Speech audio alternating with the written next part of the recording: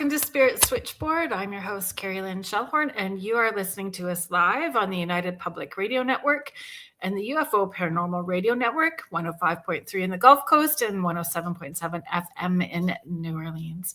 If you are liking and interested in finding out more of the different shows and hosts that UPRN has to offer, you can head to uprntalkradio.com. You can access all of the thousands of archives that the network has, find out more about the different hosts and shows. Word is that there's going to be a merch store. There's going to be some changes happening with the new website as it's being updated. So that is very exciting.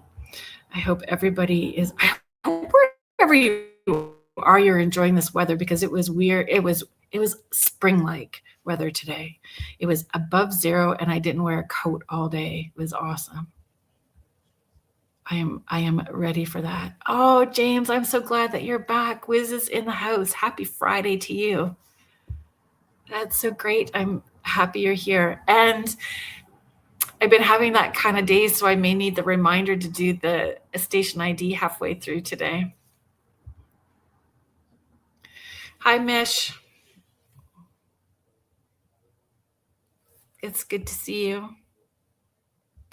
Last week on the show, we had Chris Berryman on talking about his book, the N1 series. If anybody, or the N1 sessions, if anybody purchased it or read it, I would love to hear your thoughts about it. There was a lot of interesting aha moments for me when I was reading it, and I would love to swap stories and hear your experience. Nice to be seen. I feel that. My granddaughter had an off day today, so she didn't go to school, and we spent the day doing errands together. So I think that she's just chilling right now. Let's pull this up. Sorry, folks.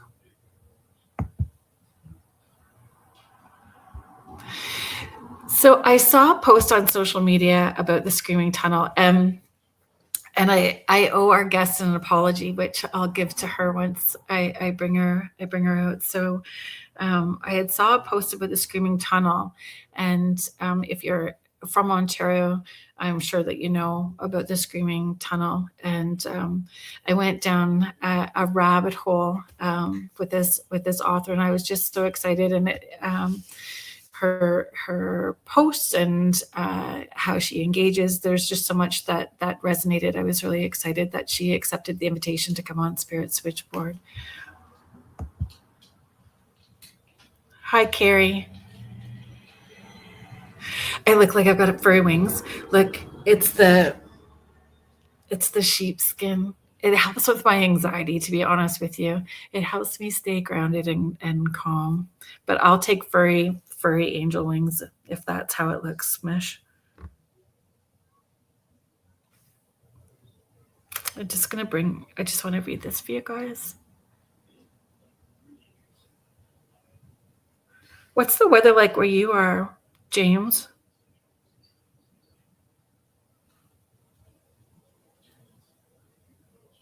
Hi, Linda. Thanks for being here.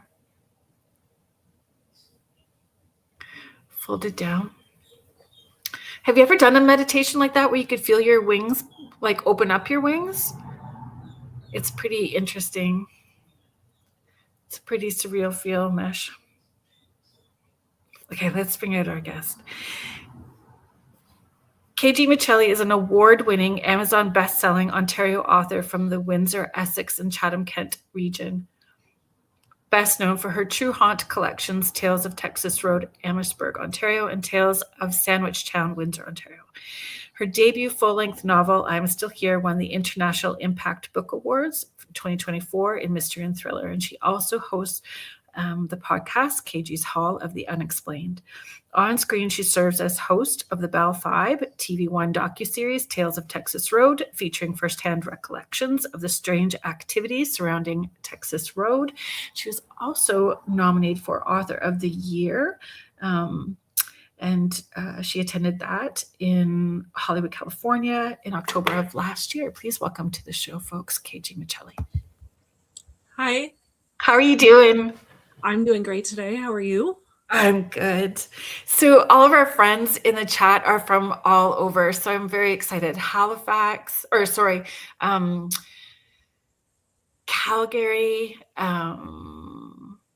Where else are we going? Australia. We're all over the place. Mish is from Australia. James is from Washington. We're all over today. Well, thanks for being here, everybody. I'm glad that you came on to listen to us chat. Yeah. Mish, that's fine. My halo holds my wings down, often trips me. That's funny, Mish. So my apology. Hi, Julie. Thanks so much for being here. Okay, my apology.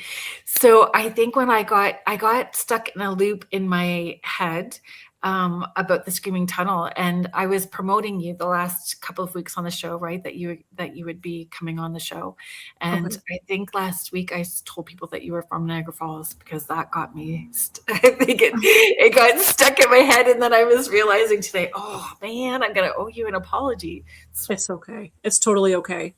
Like, I like to not, I try not to even tell people where I'm from, because then it's like when I'm writing about somewhere that's closer to them, I don't know, I feel like I might offend them somehow.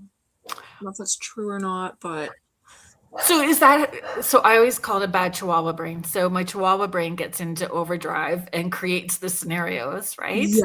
Yes, I think that's what it is. It's like, because like the first two books that I wrote, right, they're from like within a 30-minute radius of where I live. Like, they're not far. And then it's like, now I'm going somewhere that's a 3-hour drive from where I'm at, and I'm writing about somewhere in more of their hometown. So it's like you almost feel like this imposter going in there and writing about this place, because whereas my first two books, they were about like pretty much near home. Right. I think though, from my perspective though, it's fresh eyes, and it's interesting how some people that are born and raised in an area have no clue of what's in their backyard. Exactly. They're so focused in their lane that they don't even know what's in their backyard. So until someone like you comes in going, okay, let's look at this, right? Yeah, I've had a lot of love from that area since starting it. So I mean, I think I've realized more recently that it's all in my head, what I was originally thinking. But Chihuahua brain. Exactly.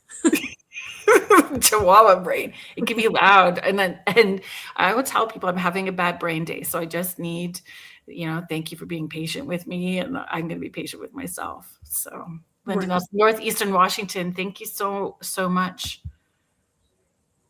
Hi from Atwood. Thank you, Robin. Fiona Clark, thank you so much for being here.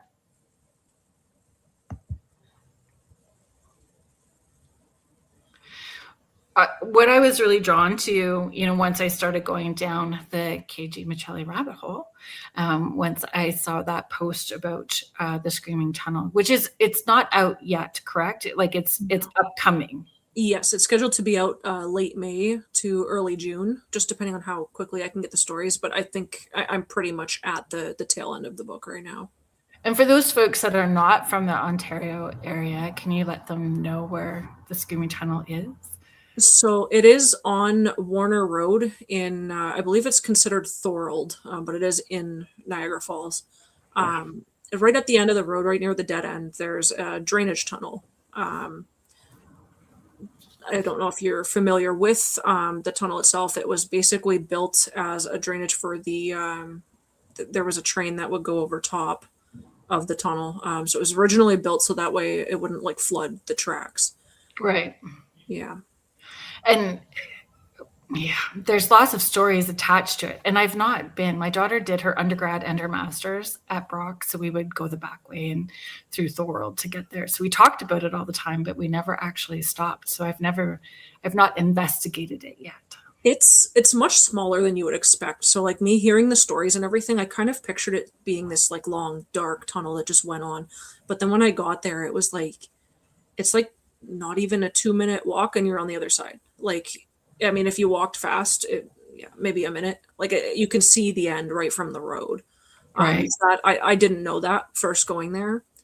So it was almost like underwhelming compared to what I had expected, but the feelings that you get when you're there, like there's something about it.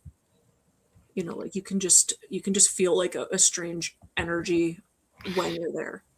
So when you're feeling that strange energy, is it or is that part of the research, looking at what was there prior or the land or what's around? Do we contribute, like,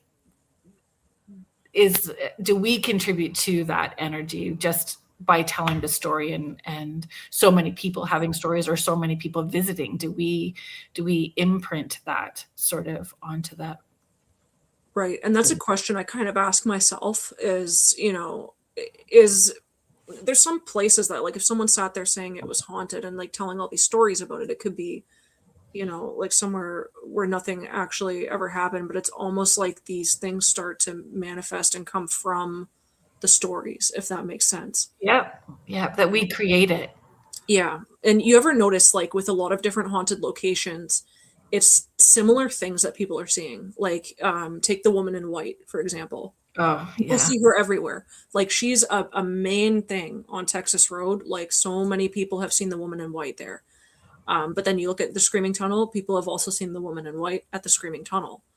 And then I believe, yeah, even in Tales of Sandwich Town, in that area, there's also a story of a woman in white there. So I mean, it's like almost every haunted location. So it almost makes you wonder, like, where exactly is that coming from? Is that actually a woman that was there that had passed away, or is this like the folklore? Like, I believe that there's some way that things become manifested from people thinking it and speaking about it so much. Yeah, I agree. I agree that we can collectively, right? When you have so many people retelling the same story, then, or did you hear? Did you hear about? And not even that they had their own experience, but just retelling a story that they've heard, and that energy contributing to it. I think that they can create it. Right. I just wanted to pick up. Sorry, Sandy. Sandy's chiming in from PEI. Thank you so much, Sandy, for being here. Heidi Goal is in Colorado, so she's chiming in from Colorado. Thank you so much for being here. That's pretty cool. Ghost Ontario. We have pics of the woman in white. At which location? Sorry, is that okay for me to ask? Which location do you have pictures of the woman in white? And I'm with you. I want to know, why is it always the woman in white? Oh, it's Vicky. She's talking about Texas Road. Texas Road. Yeah. I've seen those pictures. Thank you. I know I have a couple strange ones myself. Really, eh? Not of the woman in white, like, per se, but when I went to Texas Road, I was like just randomly snapping photos. Like, I don't usually go with equipment. I kind of just like walk through the places just to get a feeling of, like, okay, is something going to happen? Like, you know, what does the place feel like? Yeah. And at Texas Road, the first time, I had gone through and I was just taking pictures of, like, there was nothing there. It was just random pictures of, like, these field areas in between the trees and then the trees themselves. And I kid you not, every photo that I took it was like you were looking through, like, a telescope or almost like a magnifying glass, where the edges of the photos would be completely, it was like the swirled blur around the edges. And, like, if you look in the middle, it looked kind of blurry, but it almost looked like it was moving. Right. It looked pretty cool. Take a picture with your phone while spinning it. Like, that's the best way I can put it. But the weird thing was it wasn't, there's no way it was a camera malfunction, because one of the girls I was with, she was also taking photos, and afterwards hers looked exactly the same. Interesting. But you didn't, so physically were you feeling things at the same time? Lightheaded or dizzy? Yes. Yeah. Static? Yeah. Like, I would feel like I was almost going to pass out walking through there. And, like, I never really thought too much of that. I was like, okay, maybe, you know, I don't know why it's so disorienting being in here, but, like, I kind of thought that was all in my head because, you know, I'm in a haunted location, but it happens every time I go there. Even, like, I went there during our filming, and, you know, I've been there so many times at this point, but every time you get, like, that odd, heavy feeling like something's just, like, pushing down on you. Right. And it's strange. Like, Texas Road is definitely the weirdest place I have ever been. Interesting. And you want to have a personal experience, like when you're doing, even if it's like a paranormal investigation, you're going with equipment and stuff, you want to have that personal experience. That's what you're looking for. Right. And sometimes doing it old school, you don't need to have all of the fancy stuff to validate that there's things that are going on. I personally don't think that we can figure out all the answers. You could have keep going back, and we just have theories. We're always going to have different theories, and I think it's a rabbit hole that we're not going to know all of the answers to, but it's exciting to experience. Right.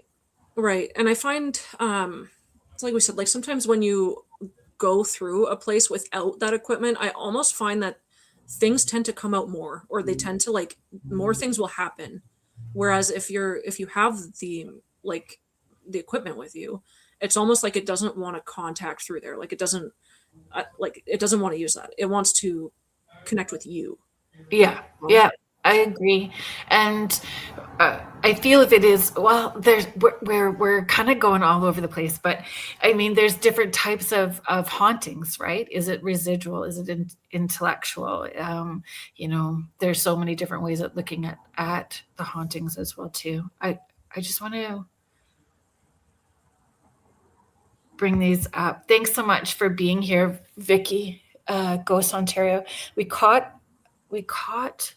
her running across the stream. So the lady in white. And they're also sharing, I've gotten better evidence on old school equipment. That's pretty interesting too. Hi, we were chatting about you, David Wilson. David, hello. Thank you so much for being here.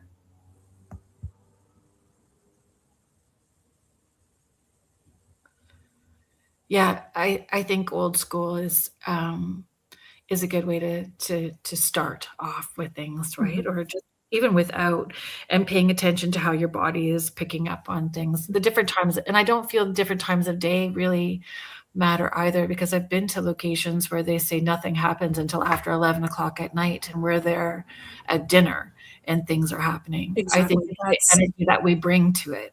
That's Texas Road in itself. Like people say that it's usually after dark, but I mean, I'll go there at 1 p.m. and something will happen. Like I don't think I've ever been there and something not happen, and I've been there at least like 15 times.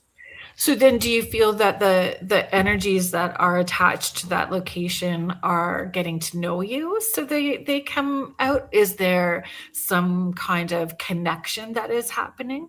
Maybe. I mean, I feel like I'm just like kind of susceptible to that kind of thing. Like I'm able to pick up things that other people they don't. But even when I go there with other people, like it's then my experience is kind of, they're seeing it too. Like I've walked through there and I've seen like blankets of fog that just like follows you out. Weird shadows that like move weird, like just so many different things. And when I go, like these other people are experiencing the same thing as me, like they're seeing the same thing. It's not like it's totally all in my head aside from those feelings. But yeah, I mean, so I feel that some of us can be batteries for other people too, right? Like we can charge it up. So those people who don't always necessarily have an experience when they're at those locations can have experiences with those of us that are a little more, I don't know, like a brighter light, or more like the battery, right? We're our own Tesla coil, where we're charging the space up and inviting those spirits in. That does make a lot of sense. I mean, even if you look at like, and the weird thing is people who don't believe in it. Have you ever brought a skeptic somewhere and like they don't believe in ghosts, they don't believe in anything, and it's like almost every time nothing happens. Even if you would normally experience something, like for me, I will not experience something if I have a skeptic with me. Whatever it is, it won't happen. A lot of times the skeptics will have their own ghost story at some point in time too, though. Like that's true. The skeptics that I have met have a weird story at the same time too. I think, maybe a little more cautious in who they share their story with. I try not to be, even though I've been able to connect my whole life, I try to still left brain a lot of things first. Is there a logical explanation to what we're experiencing before I I don't think all dimes that we find in a parking lot are dead folks trying to let us know that they're there. I think Yeah. that it's got to be a little weird, right? And then we look into it, and not. I just don't feel that we can know everything. We can have theories to it, but not know all the answers. But Yeah. it's fun. It's fun putting theories to test.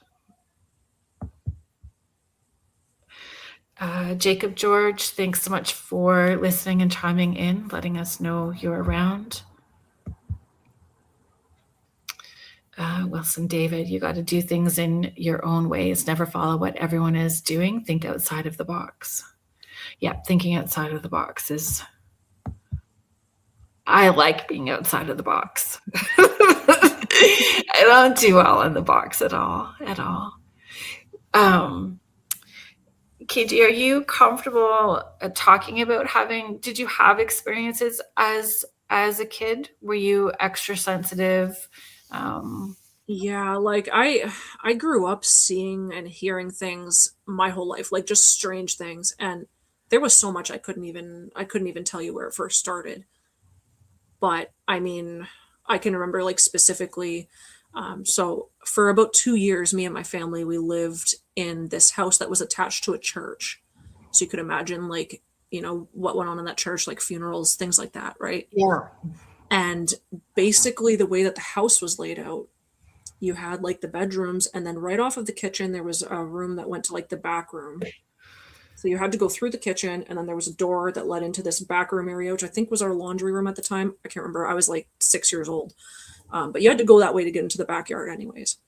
And I remember the first time I actually saw something that was like, that doesn't make any sense at all. And it freaked me out. So I go to reach for the door handle, and then all of a sudden it turns and opens. Like right as I'm reaching for it, the door handle turned and swung open. And I remember thinking, like, right away, I thought, okay, my brother was outside. Maybe he's coming in, something like that. But I Right. kind of like, so at first I'm not freaked out at first. I open the door and there's nobody there. And that was when I was like, okay, that was strange. Moving on to like, But as an adult, I'm like, please let that have been on film. oh man, Please let the camera have caught that. yeah, yeah, Like, I love when that happens. I love. yeah, yeah. And I mean, it is rare. It's rare for that stuff to happen. It happens at Ireland House in Ancaster, Burlington. okay.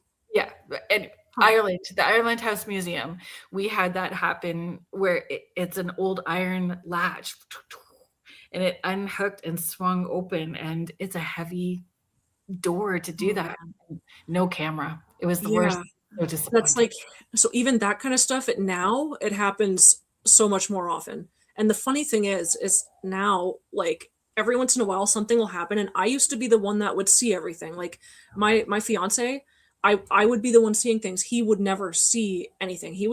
I wouldn't say he was skeptic before, but he didn't like fully believe in that stuff, I think, until a couple of years ago when weird stuff started happening around us. And at first he thought I was crazy. And then it wasn't until he started seeing things when I wasn't looking. Right. And then now he thinks I'm crazy because when he sees something, he'll be freaking out about it. Like, oh my God, that just moved. And I'm like, yeah, so Yeah, I'm I'm just like, I'll leave him alone. Yeah. Say hello. They're just letting Yeah. you know they're hanging out. And I really don't believe that there's any veil right now. Like, I don't believe that there's a veil. I think that there's points in time in the year where things are a little more clear for people that to have those experiences. But with so many people having more conscious awareness, being more open-minded, it is more and more people are having experiences that are Right. showing them that there's more than just us, right? Yeah, I mean, like, I would say more recently too, I've been seeing more like physical, that there's been more like physical, like visual things that I've been seeing more recently, but they're always when you're in that state between like awake and asleep. Like, you know, Yeah. when you wake up and you're not fully, but you're awake. And that's when I always see stuff. Like, and the one time it was like, so do you want me to tell you the story? I can go right into it. You can share whatever you feel comfortable sharing. Okay, so there was two separate times, and this was only like maybe 6 months ago, not even. Two separate times within about a week of each other. So the first time I had woken up, middle of the night, and basically I have like this desk light that's attached to my headboard, like right above me. And I wake up and I look down, and the lights are off in the room, and I see this little girl, and she looks like she's maybe 13 years old. She's really dirty, and she's smiling at me from the doorway of my closet. Oh dear. And so I'm staring at her, and I'm just like, okay, that's weird. So like the light's a touch sensor, so I'm kind of like touching it behind me, and I can't get it to turn on, but all the while I'm looking at her, she's still there. She's not moving. And then I kind of like turned my head for a second, clicked it on, and I look back and she's gone. That happened. Like I said, that was not that long ago. And yeah. So do you feel like, were you investigating somewhere? Is that an energy that may have, just hitched a ride home? Don't know. I don't know. Like, I don't feel like anything's ever followed me home from any locations I've gone. I really don't. Like, I usually feel like, okay, that stayed there. Like, I never feel followed. Right. But I mean, yeah, there's been like different things that have been going on. I don't know. It's hard to say. Right. Okay, keep going with your story, because that was kind of creepy, to be honest. Okay, so the next one was creepier. The next one, great. I couldn't sleep. So after that, I literally turned the light back off and I went to sleep. Like that's, I don't know how I did that. If this was 10 years ago, I would have been way too scared to fall asleep. But I mean, I've seen so much weird stuff that it's like, whatever, leave me alone. That's how I am at nighttime. Yeah. I have a rule. Maybe you need to take something from my rule book. There is no touching, no talking, no showing up in spirit. My bedroom is off kilter. You can wait outside of the door, preferably start coffee in the morning. That would be awesome too. But bedroom is a no-go. I mean, so the next time, yeah, no, I totally agree. The next time that something weird happened, like I said, this was only like a couple weeks after that. And so basically same thing. I was sleeping. My fiance was gone to work. And I kind of just like, I don't know what woke me up, but something woke me up. And so I'm facing the wall. And I just like open my eyes and I turn to the other side. And as I'm turning, I see like a big red blanket just lift up. And at first I thought, like, kind of disoriented. I was like, okay, my fiance is getting out of bed. That's what I thought immediately. Like he was getting up, so the blanket like kind of gets up, but it's like almost like it's fully outstretched, like as if someone was doing this with it, And then it moves all the way over to the dresser, which is like a good 5 feet from the bed. Right. Moves all the way over, and then it bunches up on top of the dresser. And so I'm like, I'm kind of like, what just happened? Like this thing was inches from me. Now it's over there. And I'm staring at it. The blanket is red and black. It's red with like black designs in it or something. I don't have a blanket that looks like that. There's not one in my house. So I'm staring at it like, this is strange. I get off the bed. I walk over to the light switch. I turn the light on, and like kind of the door was like blocking it while I turn the light on. I go back and there's no blanket on the dresser. There's nothing on the dresser. And like I said, at this point, it's not like you're just like half asleep. You're waking up, you think you see something, and then it's gone. It's literally, it's there until I'm like up, like that one freaked me out. After that, I think I went downstairs and slept on the couch. That was probably one of the weirdest, like most physical things. Yeah, that's weird for sure. And then I end up having lots of questions. Is it timey-wimey, wibbly-wobbly stuff that's happening? Is it, door dimensional stuff? I would have those questions. But whoever was messing with their laundry during are you the ghost to them? Or is it layered and they think that you are the ghost and they're not sleeping because you flick the light around? Right. So that brings me to like, that's almost what I said. So it was a few months ago, right around the same time that those things happened. I'm laying in bed. My fiance is next to me. We're all watching a movie, and he kind of like turns, and then he gets like really spooked, and he's like, the slipper just moved. So there was a slipper in the middle of the floor. Okay. And it was facing, like, I think it was facing this way. And then he said he watched it do this. And I just started laughing. I was like, is that all you got? Like, I'm like, why is the ghost in there just turning the slipper? Let's bring George's comment up. Ghosts like to steal my slippers. Apparently, there are slipper stealing ghosts. So funny. James, thanks for being part of the discussion and listening in. Thanks. And you know what? I go to Ireland House 3 or 4 times a year, so I knew it was in Burlington. I was just having a brain fart, but I appreciate the validation that, or the confirmation that it's in Burlington.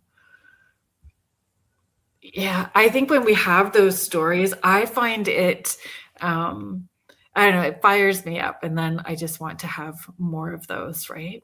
Yeah, and then at the same time, you don't really want to have more. Like, that's how I feel. It's like, I don't know if I want to see something else, but it's kind of cool at the same time. Once the door is open, I don't feel you get to go backwards. Yeah, unfortunately. once you're in there, it just rolls. All the dining with the dead events that I do, so, and I've been doing them for a very long time. At those most venues, I've always wanted somebody's glass to go across the table during the event, or I've wanted something. Yeah. And it finally happened at the Coach and Lantern in Ancaster, and the spirits there shut the light going into the kitchen, so the hallway from the venue, like the room that we were sitting in, to the kitchen, shutting it off. And then I just started asking questions while we were standing there, and on cue, intelligent responses, the lights going off and on in the venue, which was so crazy. Oh, I love that. We all need a friend like that. Never fear, girl. Thanks. It's Vicky. Right, Ghost Ontario. You know, I got your back on those investigations. They do like moving things for sure. You want to see a naked ghost. So I have. Really? Don't really want to see a naked ghost. They just, they just look like a naked body, and we've all seen naked bodies. So it's not all that, just is what it is. There's the story to that too. There's always a story. One of the things I find as little kids, did you ask your parents if you saw things when you were even smaller? Like, if you were seeing at that age, I think that a lot of us see from the time that we're very little, we're just tapped in. We remember being on the other side. I think our light is really bright. And then as we get older, we kind of remember it, kind of like we need to fit in during school. We always feel like the odd one out, or we feel a little weird. So we try to dumb it down a little bit so that we can fit in through as much as possible as you can fit in through elementary and high school, those sorts of things. But at a certain point in a certain age, I think it just lights back up again, right? And the more that we step into it, the brighter it gets, the more experiences that we have. And it sounds like that's what's happening for you now. The more that you're doing, the more you're having. It's definitely a lot more active now than it used to be. I mean, even as a teenager, like, I had some weird stuff happening, like, doors closing and just weird things. But I mean, when I was really young, the only thing I could remember being strange like that was my dreams. Like, I just had some really strange, vivid dreams as a kid. Yeah, that would be some woo stuff for sure, right? Yeah. And it's like I'm sure maybe stuff happened before I was able to actually remember that. Maybe I just haven't quite unlocked it yet, but right. With this story, or I know what I wanted to talk about, the angels above us, if we could, if you're comfortable with that. Yeah. I know that you grabbed it. Yes, that's this book here for anyone. Yeah, and that was the first one that I had found when I started doing that, and it was a poetry for grieving, and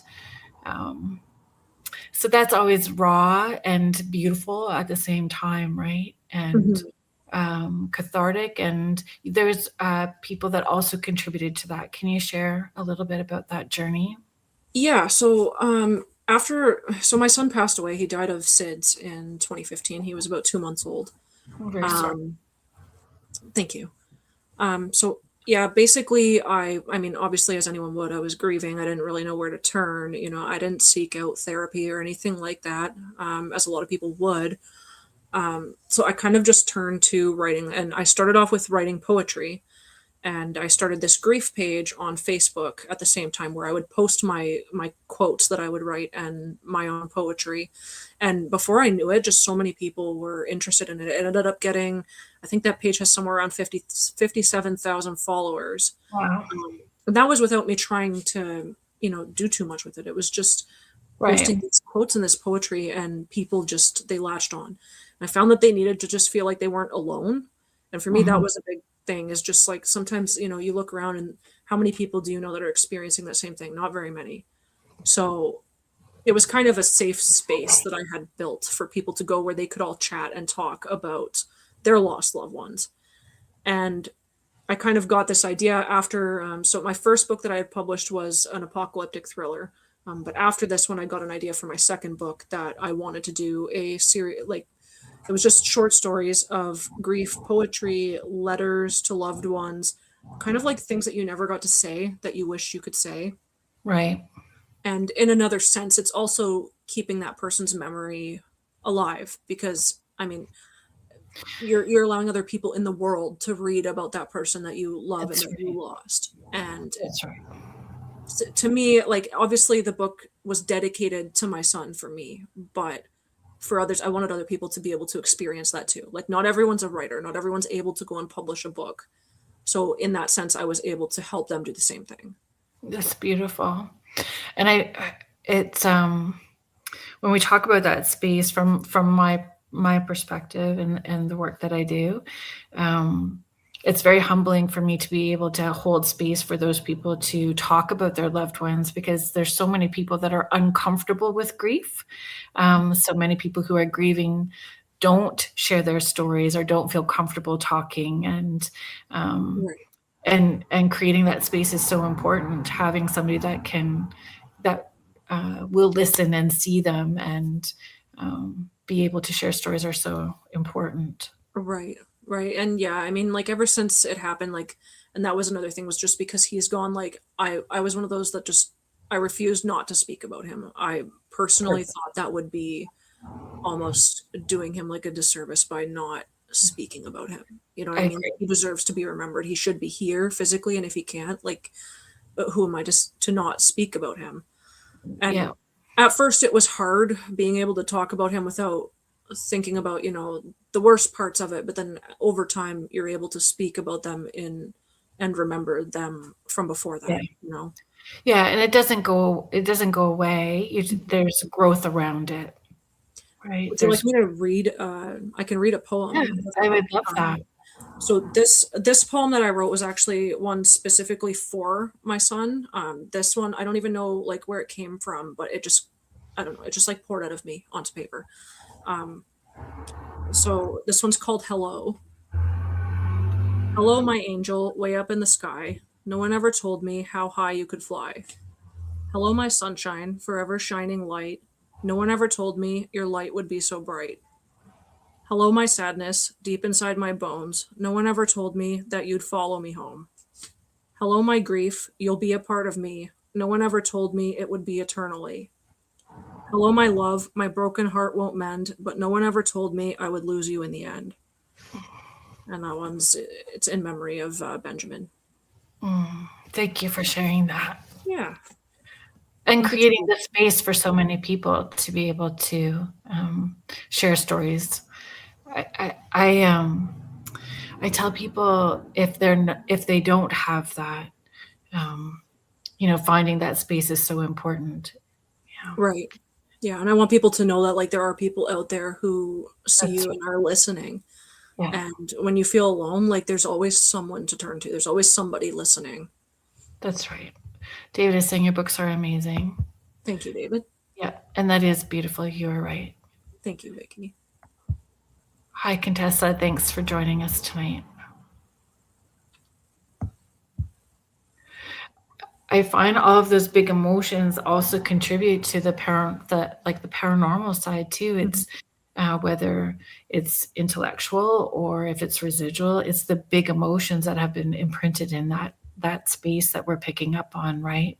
Yeah, they say that it can actually open a door. And the weird thing is, now that you mention that, you know how I said that my fiance used to be a skeptic? Well, it was right after the passing of our son where we started, there was some weird stuff happening. Like we would just see weird things. And that was when he kind of decided, okay, there's something else going on here, you know?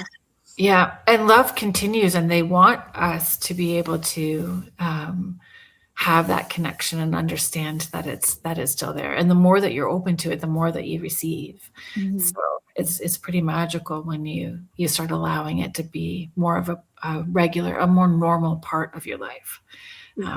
Than something extraordinary. Sandy is sharing, that was beautiful. Thanks for sharing. Jackie, thanks for being here. Mish is saying thanks for your lovely words.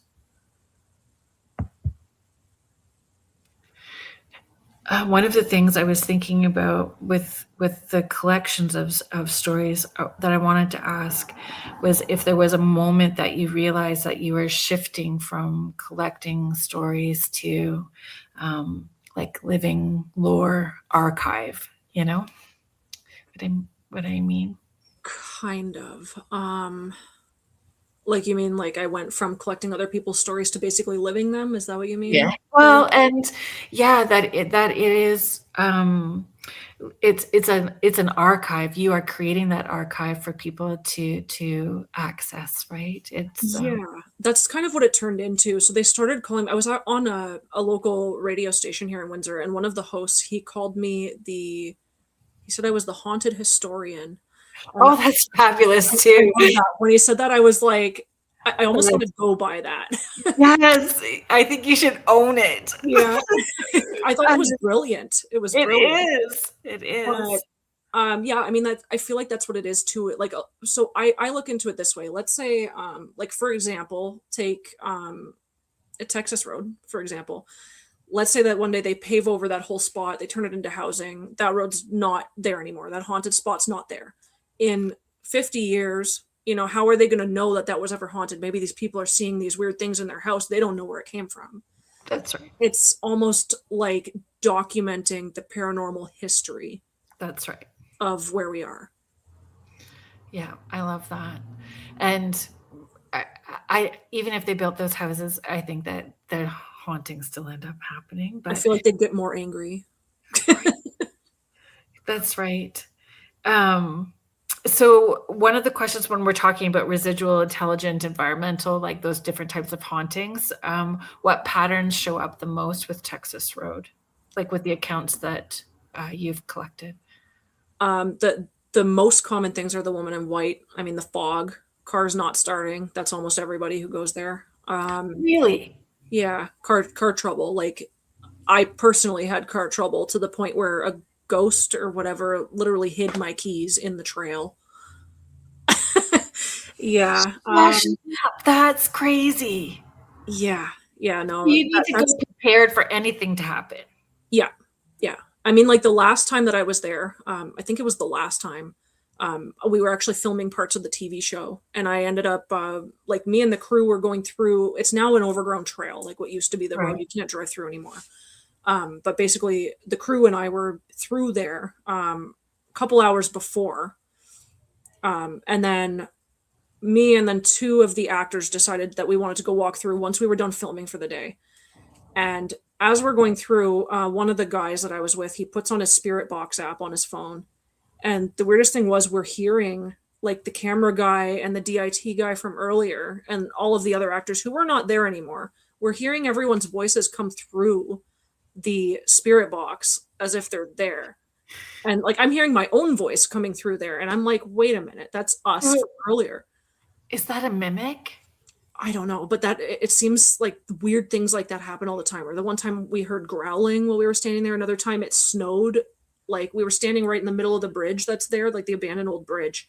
And we're standing there and then it just starts snowing just on me and the person that I was there with. Like there's no snow anywhere else. There's literally, it didn't snow that day. It was just in like this little 5-foot radius. And it was so quiet. Like you were in a deep freezer. It was so weird. So I find that fascinating when it's that it was quiet and that happened, Yeah. because there's again a location that I've been to, and you can hear the insects chirping and or trilling and birds chirping. Like you can hear all of that until you get to a certain point, and then it's Yeah. nothing. Yeah, that's exactly like Texas Road. You go on the bridge. I find it's right on the bridge or right before you get on it when it starts getting really quiet. But if you're standing right in the middle of the bridge, and the weird thing is there's Walker Road is a pretty busy road, and it's right there. There's transports going up and down there at like 80 kilometers an hour. There's no way that you'd be able to sit there and and not hear anything. Like at any hour of the day, you would hear at least the traffic, and there was nothing to hear. That's crazy. Yeah. Thank you, James, for reminding me about the time. Ghost Ontario is sharing the energy will still be there when we're talking about if they, build housing on it, or it's no longer there. They are intelligent answer questions we asked. I find though, like when they build over things, that energy does let themselves be known, and then there's help that's always needed because they didn't energetically deal with the things before they build on top of, and it just creates issues. Right. Oh, that's very interesting too. Thank you so much for sharing and being a part of the chat. Ghost Ontario is sharing the bridge is connected to Mackenzie Hall and the hangings from the jail, and the hangs from jail. So that's actually Sandwich Town too. So Oh. so the two books, which I did find that because so Sandwich Town mainly takes place on like Sandwich Street in Windsor and the surrounding area. But if you were to follow that road pretty much straight out to Amherstburg, it pretty much will take you to Texas Road. So it all stems back from like the War of 1812, and it was one of the first settlement spots. So it used to be, native land, and then during the war, who knows what happened, but I'm sure it wasn't anything good. Right. And that's, I think, where a lot of this activity comes from. Especially the stuff that feels like not environmental or elemental. That would make sense too along Texas Road.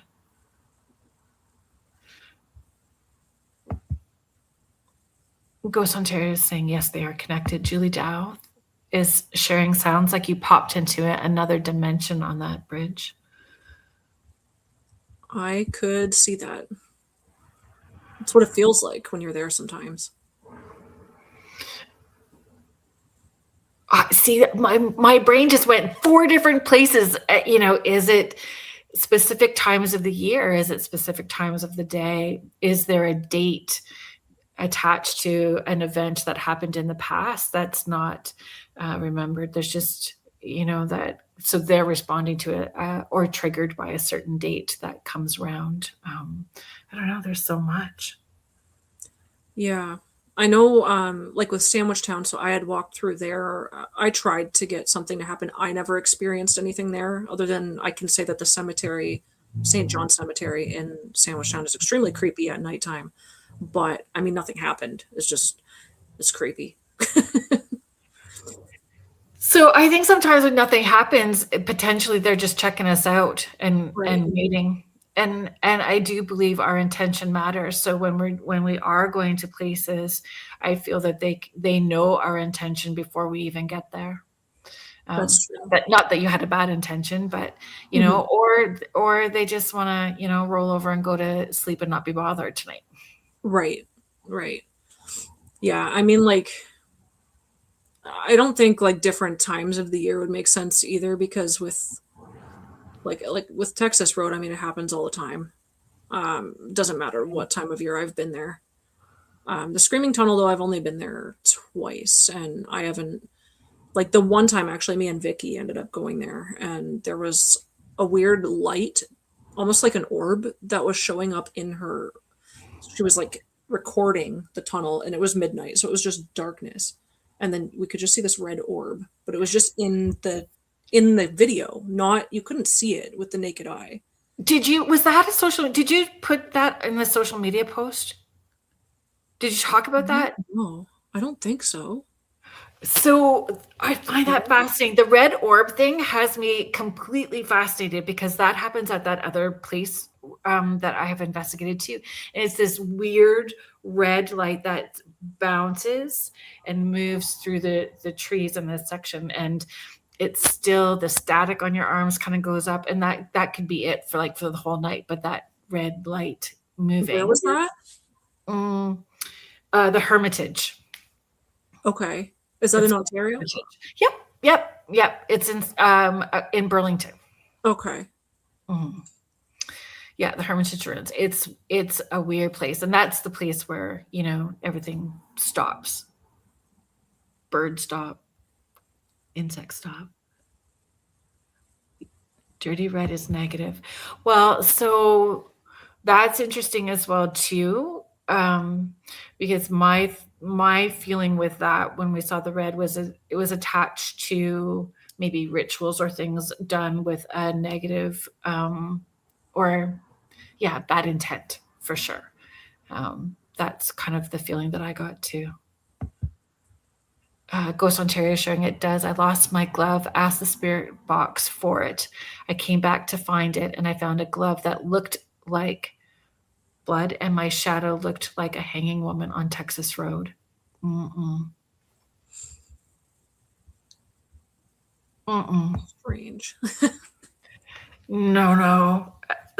So one of the questions I wanted to ask, and I don't know if you have an answer for it, but the most common skeptical explanation you hear for Texas Road, and where does that explanation fall apart? I don't think I've ever heard of someone giving like a skeptical answer. I feel like people either get angry and they just say ghosts aren't real, Oh, or there's no like I feel like it's either they attack you about it or they believe. I don't think I've ever had someone that has given me like an actual answer as to why they would think it's not. right. So for people who have not really done investigations before or gone to any of these spots within Ontario, so Sandwichtown or Texas Road or even the Screaming Tunnel, if they were going for the first time, what kind of rules would you give them, or advice would you give them? For Texas Road, I would just say to stay on the path. I mean, you can go off of it, but there's signs that say not to go that way. So it is actually like private property in certain areas. So I just don't want anyone getting in trouble. Perfect. Um, with So trespassing is a good rule. yeah. With Don't be that person, right? yeah, no, exactly. I don't want people thinking I'm trying to like get people to go there. Either I don't want anyone getting in trouble. With Sandwichtown, I guess my advice, like I said, I haven't really experienced too much, except for actually we did do a ghost walk there after the book was out, and I was using the EMF detector, and it was picking up a lot near the post office. So I would recommend if anyone's going to go there, do some like take some extra time outside or even inside of the post office there if you can. That's Um, interesting. that's Like when the sorry. paranormal tourism is such a big thing, right? Mhm. Or dark tourism too. Yeah. So, going to those places, and are you finding with the books that are out now that there's even more stories still coming in, like that there could be a part 2, part 3 eventually down the road with the amount of stories that come? Yes, for absolute sure with Texas Road. I've even had people ask me about that one. So that actually, I'm going to possibly be doing another book after the Screaming Tunnel, which is based on the whole Amherstburg area. Like they say that Fort Malden is extremely haunted. There's other buildings in Amherstburg that are really, really old and people see things. So I was planning on doing a separate book where it's just all about Amherstburg, including more stories on Texas Road, so that would give people that opportunity to have their stories be told. Amazing. That's amazing. Um, I flagged this, so I wanted to be able to bring it up. Ghost Ontario, I always tell them the equipment don't lie, and they're also sharing never go alone, which is also great advice. We'd like to do Bellevue. They're saying we'd like Bellevue. to do Bellevue. That's another building in Amherstburg. Gotcha. I find with encouraging or people wanting to explore the paranormal, letting them know it's about respect. You really don't know what you are getting into, so going with a good intention and being respectful of the land, the history, whatever may be there. Right, having a sense of respect is super important. Yeah. So I'm just going to do our station ID really, really quickly. Thank you, James, for reminding me to be mindful of our time. So if you are just joining us now, you are listening to Spirit Switchboard, and I'm your host, Carrie Lynn Shellhorn, and you are listening to us live on the United Public Radio Network and the UFO Paranormal Radio Network, 105.3 in the Gulf Coast and 107.7 FM in New Orleans. If you are interested in finding out more about the shows and hosts that UPRN has to offer, you can head to uprntalkradio.com.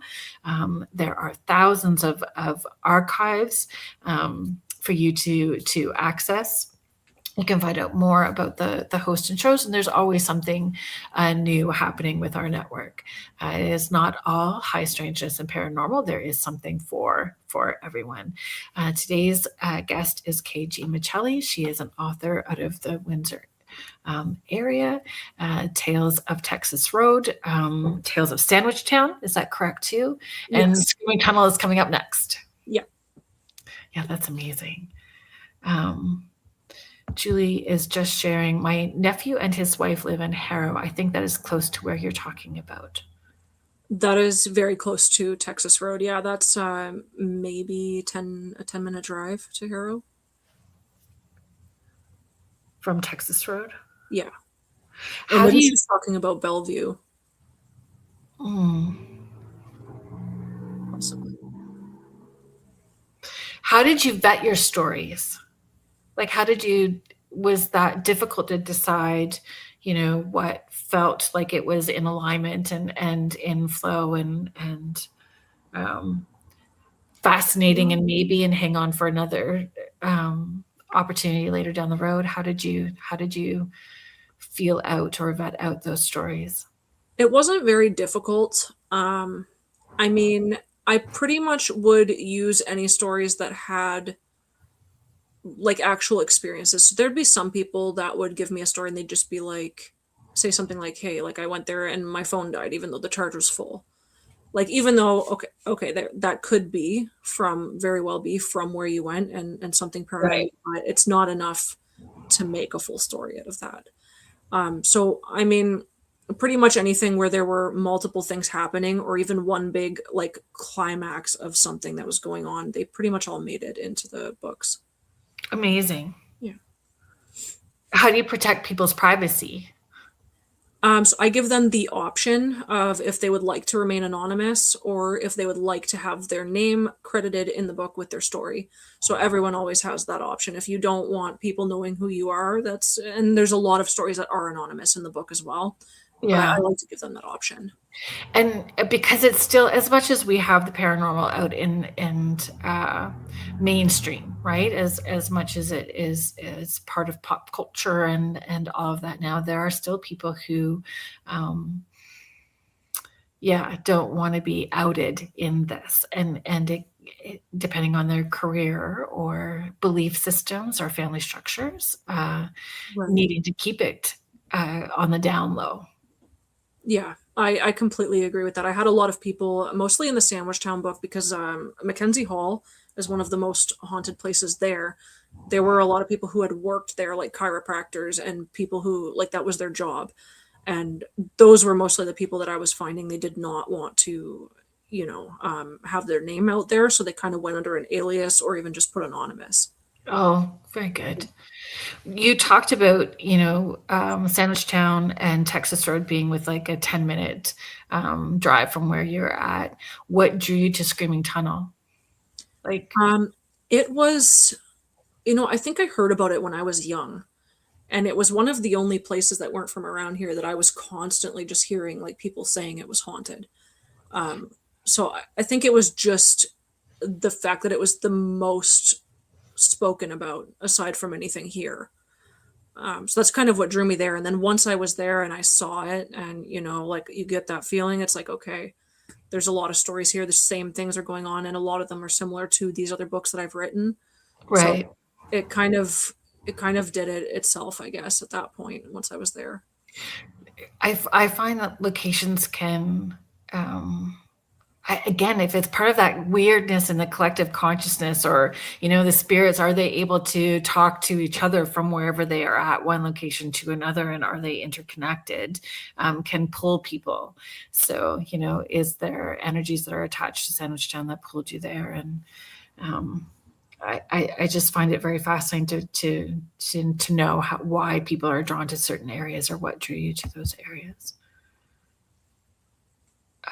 Ghost Ontario sharing that happened to us on Texas Road. My video camera batteries kept dying the last time we went there. I went to 3 batteries. I love when that happens, because again, it's just weird. It's just another weird personal story that you don't always get to understand the why, but it makes it exciting when those things happen. Do people send you suggestions? You need to check here next, or have you been here next? So many that I could write a book on locations that have been, yeah, like so many that I'm like, okay, I'll have to check that one. I'll have to check that one. And it's like, I've got this such a long list. I'm like, hey, no, when this one's done, I got to pick one, but at least you have ideas for the next ones. That's what's good about it. For sure. But I believe that, energetically you get pulled to for specific reasons. So I think that they already know where you're going to head to next, and it'll just be in your face so much that there's no question about where you need to land next. Depending, yeah. I mean, I feel like the place kind of pulls me, like, Yes. it's just like you'll go somewhere, or you'll even hear about it and you'll be like, hey, this is the place, this is the next one. And it just comes to you. So Ontario has so many layers of history. So settlement, prohibition routes, waterways, industry. How much do you think place history shapes the reports or the stories that you collect, or that people send, or the experiences that they have? Sorry, can you rephrase that? Sure. I lost you. So, that's okay. Like, we have so much history, right? Like, there's just this history from prohibition and the waterways. There's just, so the place history, like the history that's attached to it. Do you think the history of those areas plays a factor? Like you had mentioned, War of 1812, and how much do you feel that plays a factor in the areas that you've been to at this point? I feel like it can. It's really hard to say. So the first 2 books that I have written and actually dived into, they were both places of like the War of 1812. The third book, like the Screaming Tunnel, for example, I feel like it's a mixture of the fact that the tunnel is built up of limestone, which, as you would know, is a big paranormal like conductor of spirits and stuff like that. So I believe that partially it's what it's built from, but I also do believe that that one also stems a lot from the stories and the hearsay and like what people claim to know about the place. So like, for example, they talk about the little girl, or I don't even know if it's a little girl or a woman at this point, but the girl who basically burned alive in the tunnel. That's basically the backstory. And since then, is from what I've read, that most of these stories came after apparently that had happened. So like they weren't claiming that anything paranormal was going on at this place before that supposedly took place. So it almost seems like, so that's verifiable that happened? No, that's a whole other question. So they'd say that this girl went there and either she was killed by her father and it was done intentionally. The other story was that her house had caught on fire and that's where she ran to try to get safety, but then she passed away. I have heard from a lot of people that, and it's weird because like 50% of people are telling me there was never a fire, that never happened. But then the other 50% are saying, I know the people who owned that house that the fire happened in. So it's like, but when you're looking online, there's nothing factual that I can find. Right.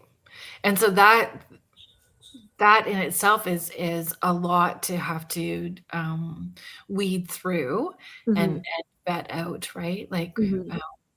And that's why a lot with these books, I don't go like in the beginning. There's always like an intro to the place that kind of explains like this is the place that we're talking about. And I like to start it off with a bit of history, like actual facts, like, you know, when it was constructed, when this happened. But when it comes to the actual haunted part of it, sometimes when you hear all of this stuff where it's like I said, where, you know, half the people are sending you in one direction and then the other half are sending you somewhere else. I kind of leave it open for the audience to decide for themselves. Like, this is basically what's being said about it, and I mhm, kind of write it in a way that they can decide if they want to believe that or not, but without obviously like false. right. Yeah. And and I don't know if I would. For me, I'm going to be open-minded that everybody is having their own experience and it's truthful to them, and I don't have to have the same experience to believe that it is truthful for them. You know Right.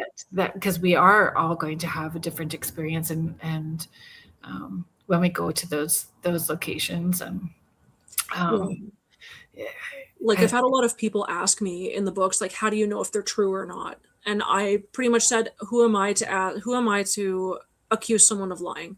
If this is what someone says that they saw, then I mean, this is what happened. This is what they believe happened. So I'm not going to sit here and say, hey, that story sounds like bogus. Like, that's not true. Um, right, Going back to the same thing. Yeah.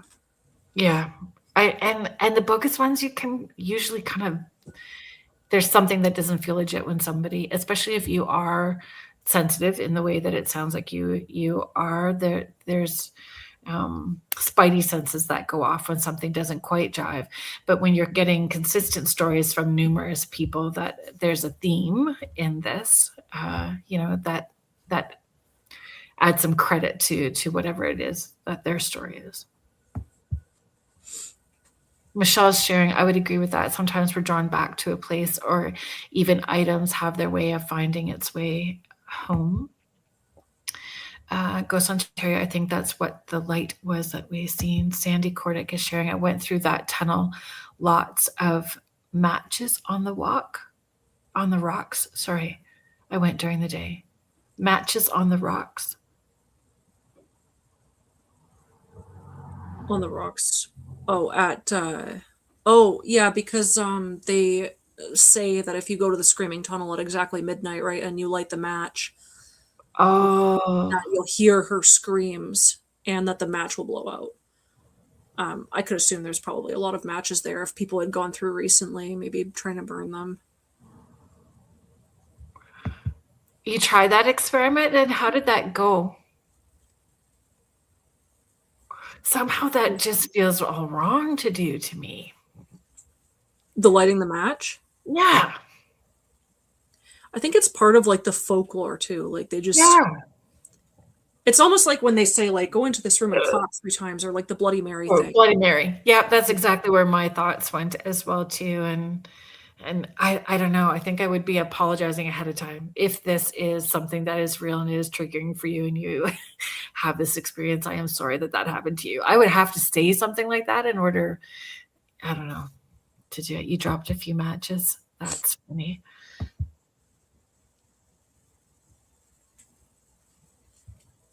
Um, People were lighting matches. Yes, that's what I was told.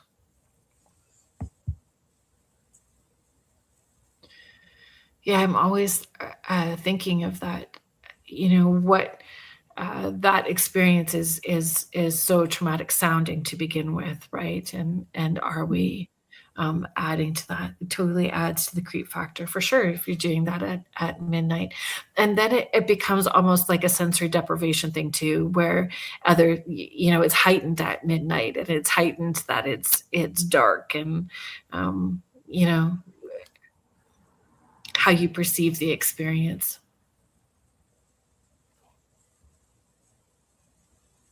Is there one story from Texas Road that stands out more than others Um, well, that you feel that you're okay to share? I mean, I would say mine, but that's because it happened to me. But Then I think that's great. aside from this, so there was one that actually got me, where I had a hard time even. He told me this, and I was like, "Whoa!" So basically, this was back before they had closed the road down. This one gentleman and his girlfriend, they were driving, and for whatever reason, they had brought a scarecrow with them. It was in the back seat of their car. I guess one of his family members or somebody, they worked in the fields at the farm, which was like right there, and they were telling him about the stories on Texas Road. So later on, they decided to go back. They're going to grab a scarecrow, go put it in the middle of the field to scare him, which a lot of people, like, they mess around at Texas Road. They try to scare each other and whatnot. But I mean, that seems like that's what they were planning on doing. So they, Yeah. as they're pulling up, somehow their vehicle ended up like in the ditch. So then they pull it back. I think it ended up in the ditch like twice. But either way, they leave the scarecrow in the back seat of the car, and this was before like everyone had a cell phone, so they go walking to find like a nearby house that they could use a phone to call, and they end up calling for a tow truck. They head back. When they get back, there is apparently something that looked like blood all over the hood and the roof of the car. The scarecrow was now not in the back seat, it was in the passenger seat with clothes on it that were not on it before they had left. And then at that point, like, they were freaked out. They waited for the tow truck, and then they got out. Like, they didn't stay any longer. But I mean, that's one of the things that kind of, because it's like physically like things moving, you know? Yeah, and manifesting. Yeah. That's crazy. But so fascinating at the same time, right? Like that's Right. that just draws everybody in. Right.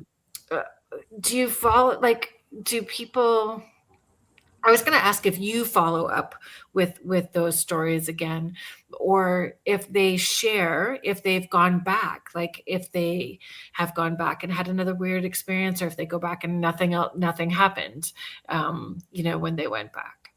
I mean, I don't necessarily reach out to people to check that, but a lot of people, they do find like they're in my inbox. They'll let me know like, hey, I just went there, this happened, and like we'll chat a bit. So I am very open to hearing about it. I love hearing about the updates on those stories. But I mean, yeah. If they went back, okay. There's a headless horseman too. There's Yes. just more. There's just layers and layers to this. That's another big thing that a lot of people see is the headless horseman. And I found that people saw him more back in like the 80s. A lot of the stories that I was hearing, like he was more predominant then. And they also talked about this house that some people would see it, and then other times you drive by and the house wasn't there. It was like this ghost house. So I've heard about that, about Texas Road, the house. Okay. And now there. a lot of people don't talk about it. Like a lot of like the newer teenagers who go out there, they don't know anything about that. I did manage, I think there was 2 stories that I had. One where someone had walked into the trail and actually found that house. And then there was another one where he had seen it and some weird stuff. So it is you, historian, you. Like, it's so good that you're writing about it. So Ghost Ontario, Headless Horseman, we got the pick in the graveyard. That is wild. Yeah, So I think she showed me that photo. It was like this fog of like this, it looked like this horse kind of up on the hind legs. And it was strange. and that's something that you said is pretty consistent, is that fog. Yes. That fog rolling in. Yeah.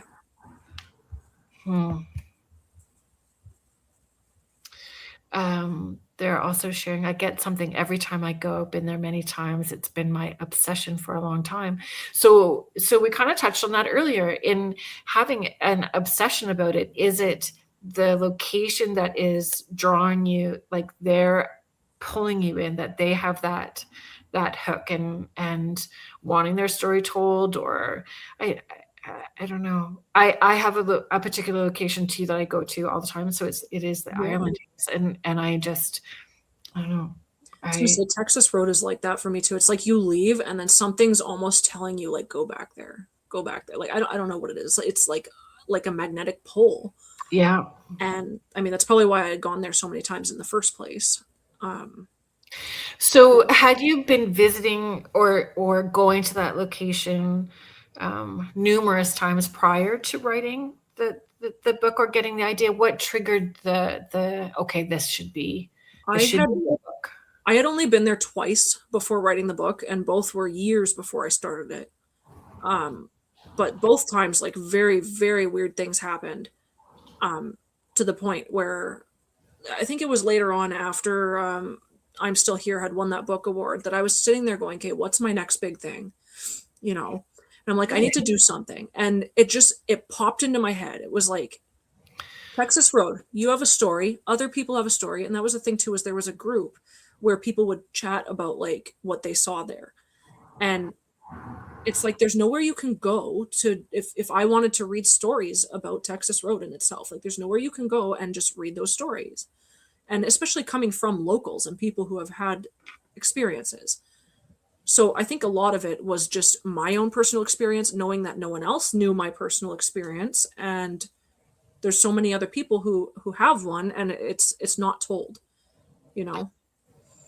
What was that like shifting it into the uh, were the stories from the book adapted into the Bell um, TV1 show, or is it new contributions that were sent in? Can you talk about Yes. that? So the series on Bell Fibe, it's 6 different episodes. They're all 15 minutes each.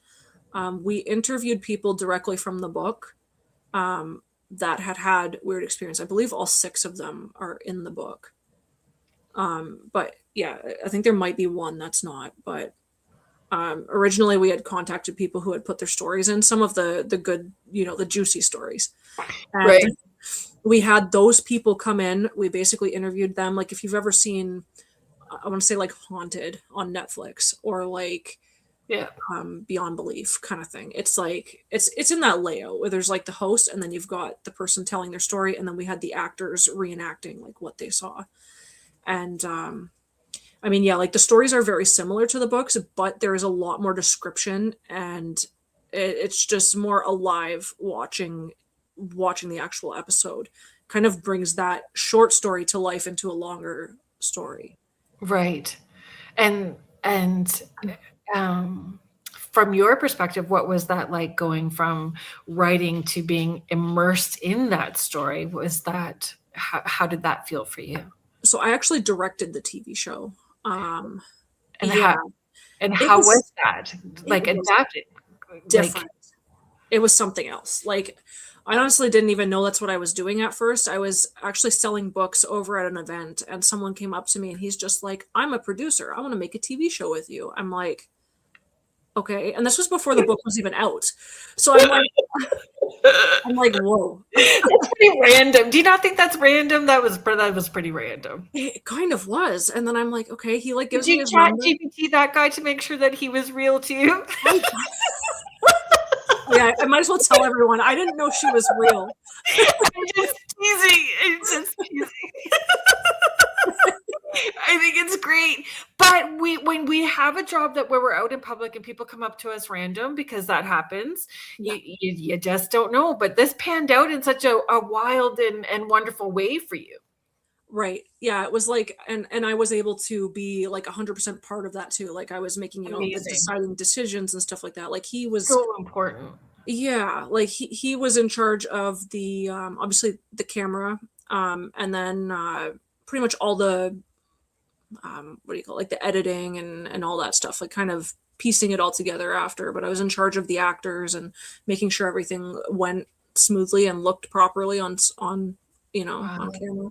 It was pretty cool. It was a cool experience. Very cool. And something that may be repeated. We are possibly looking into a season 2, although I'm not sure if we still have time to do that.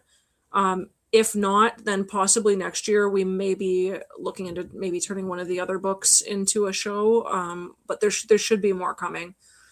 Yeah, I would amazing. say to expect to see more. And whatever knowledge like that you gained from this experience, like it grows, right? So along with you, so that's something that I'll be keeping an eye on. Right. Thank you. It was fate. For sure. For sure. And it's funny how, like, not even on your radar, and then, you know, then it happens. And I love that. Right. It was funny because the way he explained it too, like he said, he never goes to these markets. He never does anything like that. And his wife had dragged him in that day, and then he was looking for something to film in Amherstburg and then saw my sign from across the room. So I was like, it does seem like a lot of things were at play here. For sure.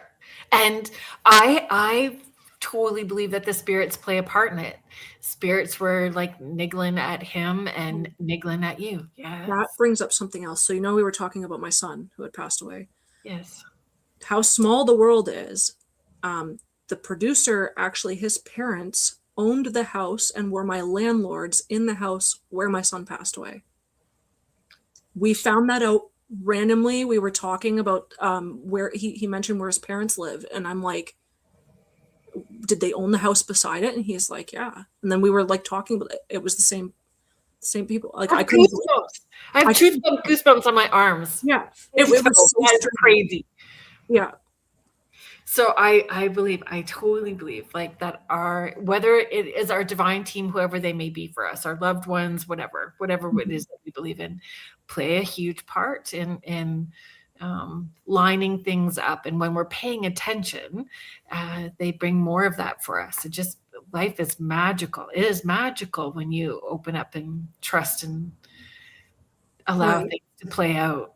That's wild. Yeah. It's like things like that. You would just, you never hear about that. He said that should be our next TV show on its own, should be about that. So I believe in that. Like, and maybe it is supposed to be part of the next TV show. I guess you find out, right? And it always just unfolds the way that it's supposed to in this magical and divine way.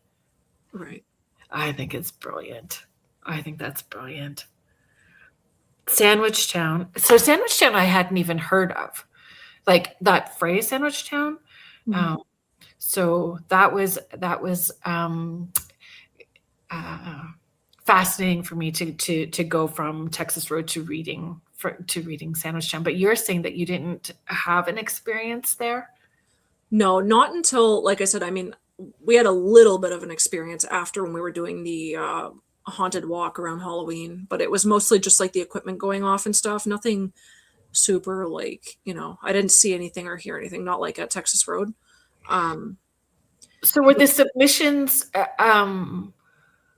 of the same amount for that as it was for Texas Road, or do they continue to still come in for Sandwich Town? It was harder to get the stories for Sandwich Town. I found that a lot of people, so you're going from like Texas Road being a place where people go there to try to like seek things out. They try to experience things. It's like, investigative groups that go down there and look at it.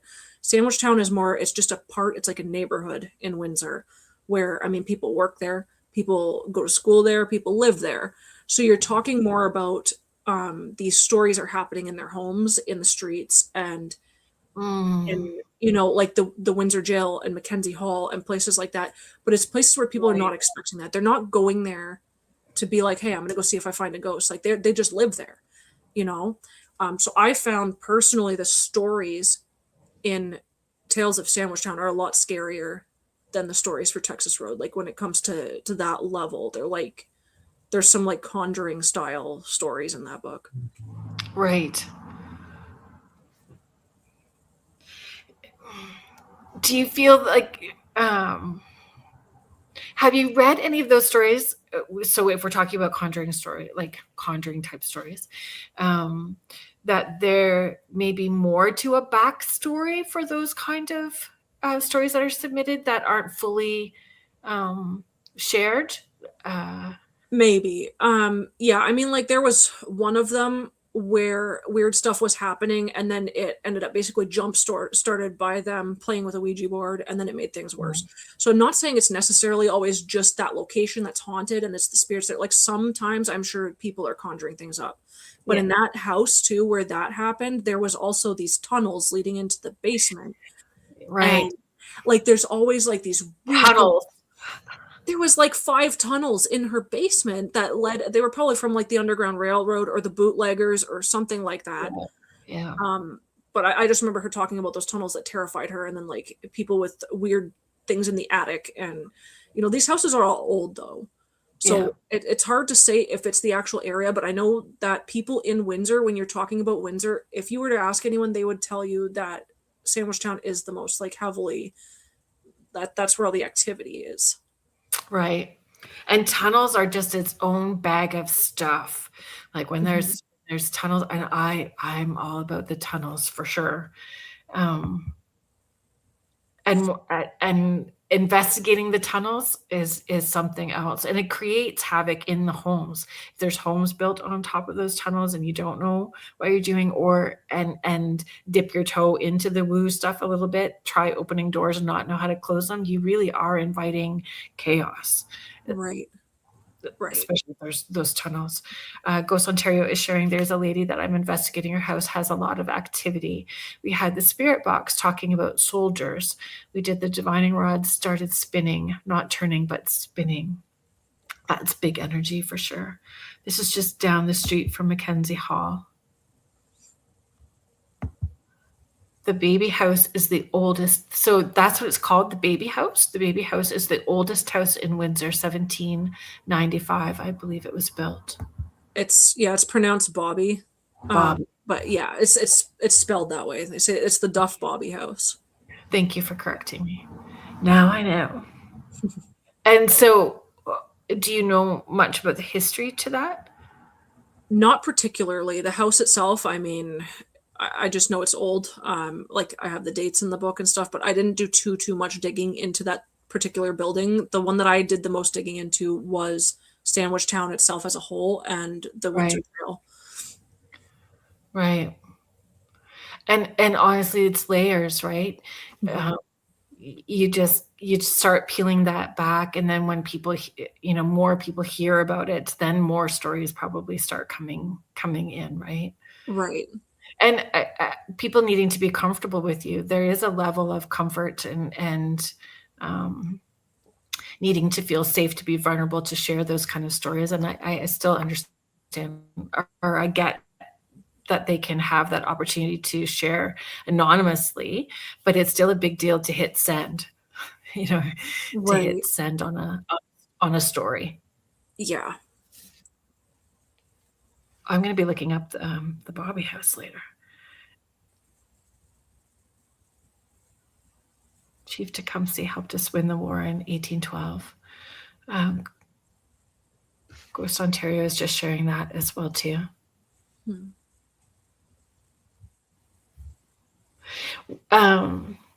Where do you have anything coming up? Places that you're going to be? I have quite a few things going on. Date wise, I mean, I've got a couple. I've got a book signing at the Indigo in Burlington, but that's not until I think July. Let me just see here. I'm gonna have to look at my calendar. Okay, so next weekend I have the Women's Day Market where I'll be in LaSalle at the event center for Saturday and Sunday. The following weekend on Saturday I have a speech at the Windsor Museum, which they've asked me to come and do. So until 4 p.m. at the Chimchuk Museum in Windsor. So I'll be doing a whole speech on, haunted things and creepy talks.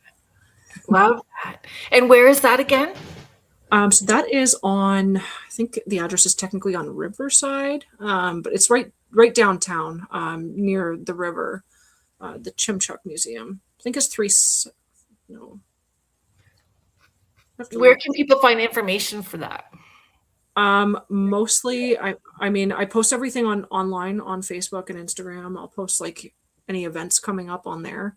I'm usually like backlogged with places I have to be, so I feel that. I mean, like right now I think I'm booked straight until the middle of May. I don't even have a weekend off until then. Right. So you can pretty much find me around anywhere.